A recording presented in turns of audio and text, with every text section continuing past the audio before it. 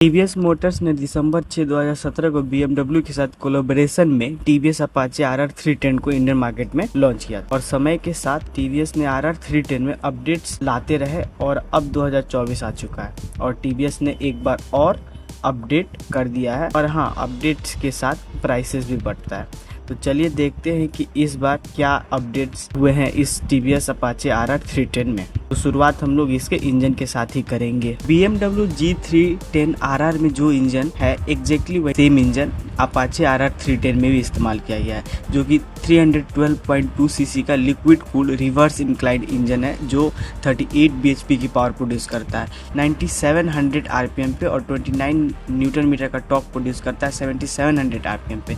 और इस पावर को आप 6 स्पीड गियर बॉक्स की मदद से कंट्रोल कर सकते हैं, जिसके लिए आपको असिस्टेंट स्लीपर क्लच दिया गया है। और एक ये जो अपडेट आया है उसमें आपको कुछ नोटिसेबल चेंजेस देखने को मिलेंगे, जैसे कि इसमें 13% बड़ा एयर बॉक्स लगाया गया है और इसका जो थ्रॉटल बॉडी है वो भी बड़ा है और जो इसका फॉर्ज्ड पिस्टन है वो 10% लाइटर है प्रीवियस वर्जन के मुकाबले, जिसकी वजह से ओवरऑल परफॉर्मेंस में 11% का इंक्रीज देखने को मिल जाएगा। इन सब के अलावा इसमें आपको 4 राइडिंग मोड्स जैसे कि स्पोर्ट, ट्रैक, रेन और अर्बन मिलते हैं। ये आपको राइडिंग मोड्स मिल जाएंगे पावर को कंट्रोल करने के लिए। और ब्रेकिंग के लिए 300 mm का फ्रंट डिस्क और 240 mm का रियर डिस्क का इस्तेमाल किया गया है, जो डुअल चैनल ABS के साथ आता है। टायर्स के लिए इसमें 17 इंच का व्हील्स जो कि 110/70 का फ्रंट टायर है और जो पिछला वाला टायर है वो है 150/60 सेक्शन का रियर टायर है। ये तो हुई इंजन के बारे में या फिर हार्डवेयर के बारे में। नाउ अब हम लोग इसके चेंजेस के बारे में बात कर लेते हैं, जो कि इस अपडेट में आपको देखने को मिल जाएगा।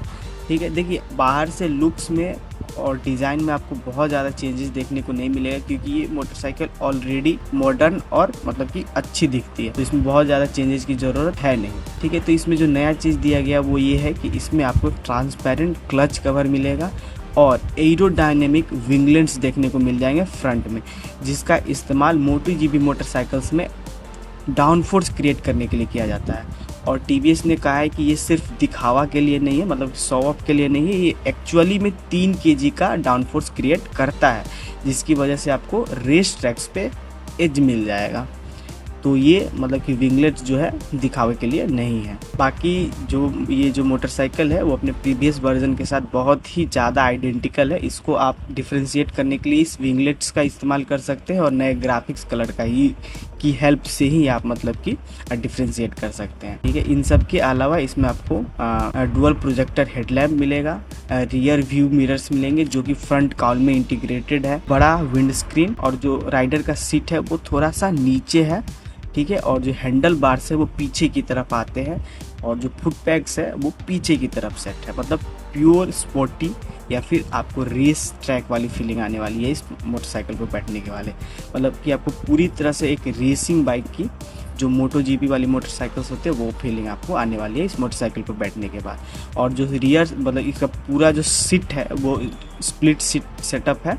ठीक है, और जो इसका एग्जॉस्ट है वो अपस्वेप्ट है, एलिवेटेड टेल सेगमेंट है और आपको फ्रंट यानी कि कॉकपिट में 5 इंच का इंस्ट्रूमेंट क्लस्टर जो कि ब्लूटूथ कनेक्टिविटी के साथ आता है, जिसकी मदद से आप कॉल्स, मैसेज, नोटिफिकेशंस जो होते हैं उनको आप मैनेज कर सकते हैं और टर्न बाय टर्न नेविगेशन भी मतलब कि इसमें आपको देखने को मिल जाएगा। नाउ सबसे इम्पोर्टेंट चीज़, अब हम लोग इसके प्राइसिंग के बारे में समझ लेते हैं और कलर्स के बारे में समझ लेते हैं, क्योंकि देखिए ये जो है BMW के कोलैबोरेशन में TVS ने इस मोटरसाइकिल को लॉन्च किया है। तो बेसिकली दोनों ही मोटरसाइकिल्स जो है एक ही प्लेटफॉर्म पे बेस्ड है और BMW है इस प्लेटफॉर्म पे 3 मोटरसाइकिल्स ऑफर करता है और TVS 2 मोटरसाइकिल्स सेम प्लेटफॉर्म पे ऑफर करता है। ठीक है, और इसकी कीमत की जो शुरुआत हो जाती है वो 2,75,000 रुपये से शुरू हो जाती है। एक शोरूम जो कि बेस वेरिएंट है जिसमें आपको क्विक शिफ्टर देखने को नहीं मिलेगा।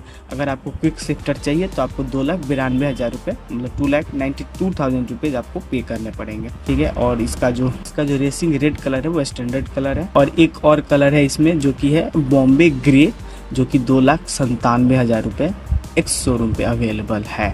जो बायर TVS रेसिंग हेरिटेज में का हिस्सा बनना चाहते हैं वो रेस रेप्लिका कलर को चूज कर सकते हैं, जिसके लिए आपको 7,000 रुपये एक्स्ट्रा पे करने पड़ेंगे और यहाँ पे आपको पर्सनलाइज्ड रेस नंबर का चॉइस मिल जाएगा, मतलब कि आप उसे प्रिंट करवा सकते हैं अपने मोटरसाइकिल पे। इसमें आपको BTA का भी ऑप्शन मिल जाएगा, बिल्ड टू ऑर्डर, ठीक है, जैसे कि RTR 310 में ऑफर किया था उसी तरह आपको यहाँ पे भी आपको BTO प्रोग्राम मतलब कि मिल जाएगा अपाचे RR 310 के लिए भी, ठीक है। यहाँ पे भी आपको 2 किट्स मिलेंगे, एक है डायनेमिक किट और दूसरा है डायनेमिक प्रो किट। तो जो डायनेमिक किट है वो 18,000 रुपये आपको देने पड़ेंगे, जिसमें आपको फ्रंट और रियर एडजस्टेबल सस्पेंशन, TPMS और ब्रास कोटेड चेन देखने को मिल जाएगा। और डायनेमिक प्रो किट जो है वो 16,000 रुपये है और देने पड़ेंगे, जिसमें आपको बहुत सारे इलेक्ट्रॉनिक फीचर्स देखने को मिल जाएंगे, जैसे कि RTDSC race tune dynamic stability control जो कि 6D IOMI के साथ आता है।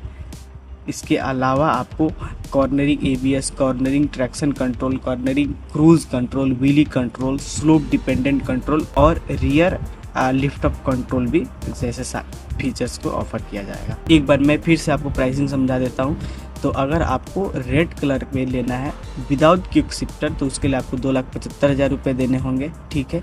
अगर आपको रेड वाला ही कलर वेरिएंट लेकिन क्विक शिफ्टर के साथ चाहिए तो उसके लिए आपको 2,92,000 रुपये देने पड़ेंगे।